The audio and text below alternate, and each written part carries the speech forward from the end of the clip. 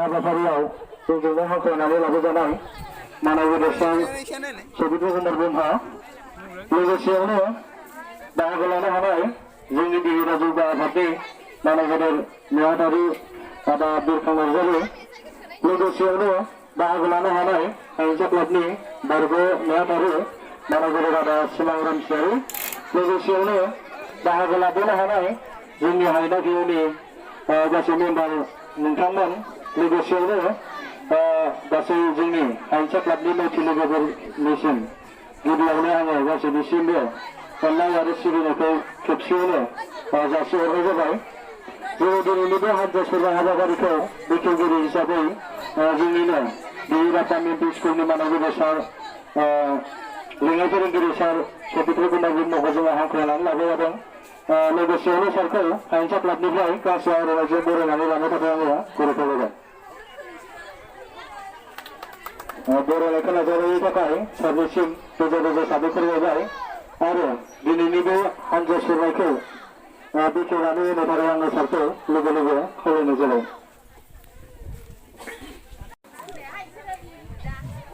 नैरोजा नैजिनै इंराजि मायथाइनि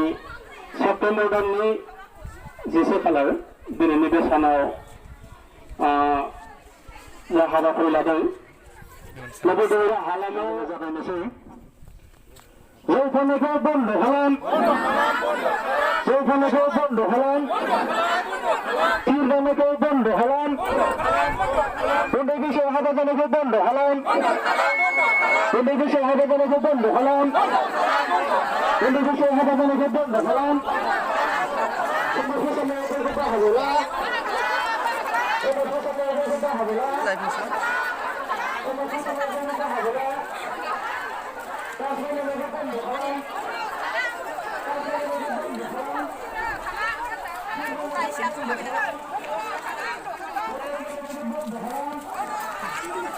जासिगोन बिसोरबो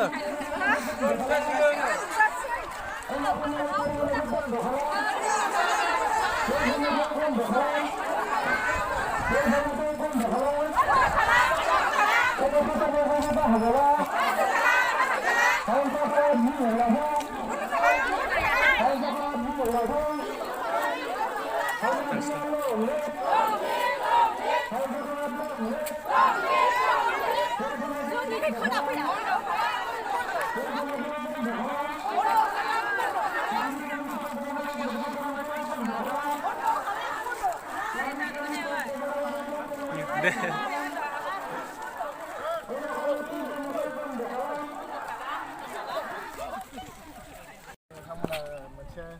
हानजा सुरनाय हाबाफारि लादों। थारैनो बे मानि थाखाय लादों आरो मा इसु दं? गिबियावनो बड'लेण्ड बुब्लि आरो बड'लेण्ड रादाब नोंथांमोननिसिम गाहाम हामलायनाय आरो साबायखरखौ जासिहरबाय। जोङो दिनैयो नैबे हाबाफारिखौ मानो लानाय जादों होनना बुङोब्ला जोंनि बे ओनसोलाव समाज बेरेखा खामानि गोबां सोलिनायखौ जों नुनो मोन्दों, जायनि थाखाय दिनै हायुंसा क्लाबनि दैदेननायाव नैबे बाजार गलायाव जौ फाननाय, बाजार थिलियाव लांदाङै तास गेलेनाय, बाजार गलायाव लांदाङै थिरनि टिकेट फाननाय, लांदां गलायाव एबा लांदां बाजाराव तासजों ना बेदरनि लटारि होनाय, नै बियो जोंनि ओनसोलाव नबदिहिरा ओनसोलाव बांनायनिफ्राय बांलांबाय थादोंमोन। दिनै बे थासारिया गाज्रिनिफ्राय गाज्रि जालांबाय थानायखौ जों नुनो मोननानै हायुंसा क्लाबनि दैदेनगिरिफ्रा जोंनि ओनसोलनि दिहिरा जौगा आफाद आरो जोंनि दिहिरा हायना पिअजों लोगोसे जथायै जों सावरायनाय जादों। बे नैबे गाज्रि जि हुदा जोंनि ओनसोलाव सोलिबाय थानाय जों बेखौ बोरै हायो जों बन्द' खालामनांगौ, जायनि थाखाय जों थांनाय सेप्तेम्बरनि 4 तारिखआव जोङो गिबि हाबाफारि हिसाबै जों सावरायनानै नै दिनै नैथि हाबाफारियाव जोङो रेलि लानाय जादों, जाहाथे दिनैनि नैबे रेलिनि गेजेरजों जौ फाननाय थिर लटारिनि गेजेरजों एबा तासनि गेजेरजों जाय बिथांमोना नानि बेदरनि लटारि होदोंमोन, जाय बिथांमोना लांदाङै तास गेलेदोंमोन, जाय बिथांमोना लांदाङै जौ फानदोंमोन बिथांमोना जाहाथे दिनैनिफ्राय बेफोर हाबाफारियाव जाहाथे लोब्बा थाया जों बेखौ बे हाबाफारिखौ लानाय जादों आरो बेखिनियानो गोबां न'खरफ्रानो न'खर जौ सङो बेफोरनि सायाव मा बिफाव लागोन जोंथ' थोंजोङै गिबि हाबाफारि हिसाबै नै जोंनि बाजार गलाखौ जों बोरै हायो नैबेनिफ्राय जों कन्ट्रलाव लाखिग्रोगोन बिनि उनाव जोङो मोनफ्रोमबो सुपायाव दिहिरानि मोनफ्रोमबो सुपायाव जों हाबहैगोन जों खावलायगोन जाहाथे बेफोरबायदि समाज बेरेखा खामानिनिफ्राय जों गोजानाव थानो हायो जाहाथे उन जोलैफ्रा नैबेफोर गाज्रि थासारिनिफ्राय जोङो उद्धार जानो हायो नैबेखौ जों खावलायगोन जाहाथे बिथांमोनाबो जोंनि खावलायनायखौ लाखियो खावलायनाय लेखा जाहाथे बिथांमोनाबो मानियो जों आसा खालामो बिथांमोना मानिगोन आसा खालामो बिथांमोना नैबे खामानियाव लोब्बा थानाय नङा जों बेखौ आसा खालामनो हायो आरो बेखिनियानो उन्दै बैसोआव हाबा जानायनि सायाव माबायदि बिफाव लागोन आसलथे बियो उन्दै बैसोआव हाबा जानायनि जि गिबि रिजन बेयो आसलथे थोंजोङै जों मबाइलनि दाय होनना बुंनो हागोन नाथाय जों मबाइलखौ मोजां बेब'हार खालामब्ला मोजां जायो नाथाय गाज्रि बेब'हार खालामनायखौ जों बांसिन नुनो मोन्दों दिनैयो गोबां मानसिया थारमाने लामा दथ'खा खोमसि न'फोराव थानानै मबाइलजों मेसेज गेलेनाय मबाइलजों फन रायलायहरनाय जायनि थाखाय दिनै उन्दै बैसोआव कन्ट्रल गैयैयाव गोबाङानो हाबा जादों आरो गोबाङानो माने कन्ट्रलाव दं आं आसा खालामो जाहाथे जोंनि उन्दै फैबाय थानाय फंबाय बिनानावफ्रा जाहाथे उन्दै बैसोआव हाबा जानाय नैबेनिफ्राय गोजानाव थायो आरो गावबा गावनि इयुन दानाय नैबेखौ मोजाङै लालाङो आं बेखौ हास्थायो आरो हाबा जाखानाय हिन्जावफोर खारनाय बा हाबा जाखानाय हौवा आरो हिन्जावफोरनि दोनखारलायनाया दिनैनि समाव गोबां बांबाय बेफोरनि सायाव माबायदि बिफाव लागोन बेबो एखे बिदिन्थियानो उन्दै बैसोआव हाबा जादों न'आव जेबो गैया बिमा बिफाजों जुदा जादों गुजरात महाराष्ट्रआव खारदों हिन्जावा थालांदों न'आव समस्याया गोबां दं नाथाय बुंथावा थिग बिदिनो दिनै मबाइलजों गुबुन हौवा हाबा जाखानाय हौवाजों फन रायलायो बा सोरबा गुबुन सेंग्राजों फन रायज्लायो बिदिनो रायज्लायनायावनो बांलांनायावनो बिथांमोना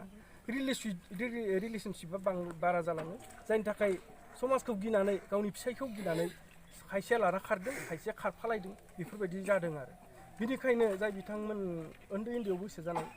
उन्दै बैसोआव हाबा जानाय नैबेखौ जोङो जेसेबां हायो कन्ट्रलाव लाखिनानै जोङो बिमा बिफाजों जोंनि बैसो देरजासिम बिमा बिफाजों ज'हाय थानानै जों समाजनि खामानिखौ मावलाङोब्ला जोङो हयथ' बे जेंनानिफ्राय जोङो बारग'नो हायो आरो आं बेखिनिखौ बबेनिफ्राय बबेसिम लागोन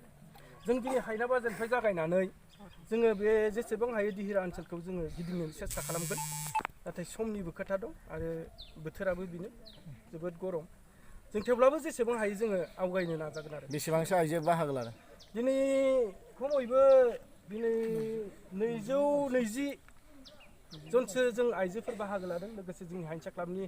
50 जनसो सेंग्राफोर दं आरो हिन्जावसा 20 जनसो दं हाइन्सा क्लाबनि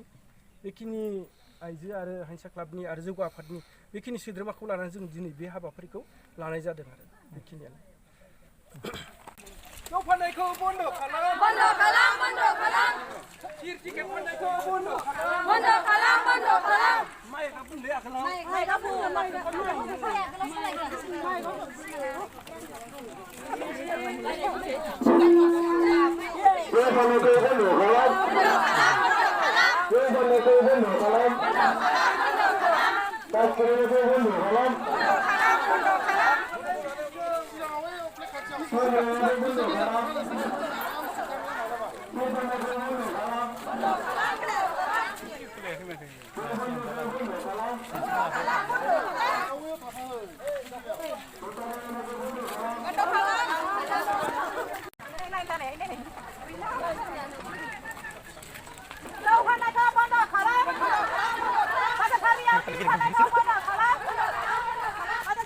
हायना बाजाराव जौ फाननायखौ बन्द' खालाम गावदां सभायाव जौ फाननायखौ बन्द' खालाम गावदां सभायाव जौ फाननायखौ बन्द' खालाम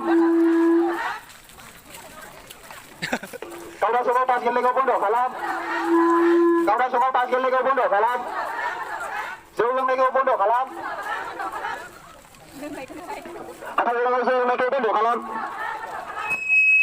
हाथाइगोनाङाव जौ फाननायखौ बन्द' खालाम